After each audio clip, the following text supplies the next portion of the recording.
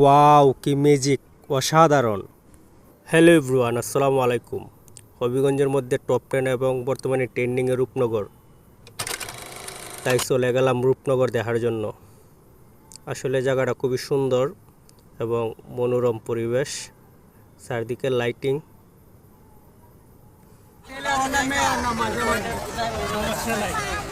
যেদিকেই তাহাই সেই দিকে শুধু লাইট আর ওয়াও ওয়াও।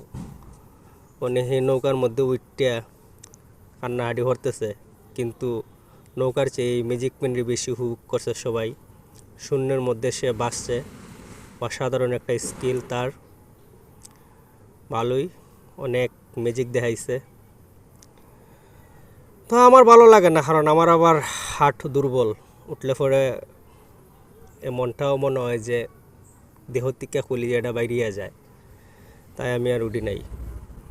এদিকে আম্বানির নাতি আমার বন্ধুরই ফোন, শুধু ছবি তুলতো, সিফায় সাফায় এমন কোনো জায়গা বাদ নাই সে যায় নাই। আমার আবার ওইসব ভালো লাগে না, খোলামেলাই সবচেয়ে ভালো।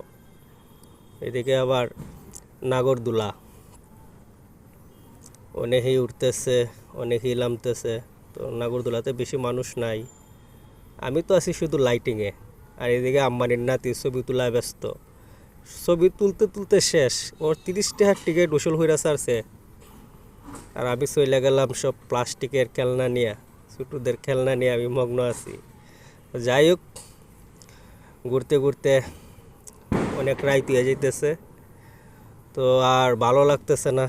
ভাবলাম এবার হয়তো চলে যাই, কি আর করবো। তা আমি বাইরিলাম, বাইরিয়া দেখি ওমা, আম্বানির নাতি আমার আগেই বাইরিয়া গেছে। হে এখনও ছবি তুলতেছে। মাশাল্লাহ, তুই তুল, আমি যাই, গুড বাই।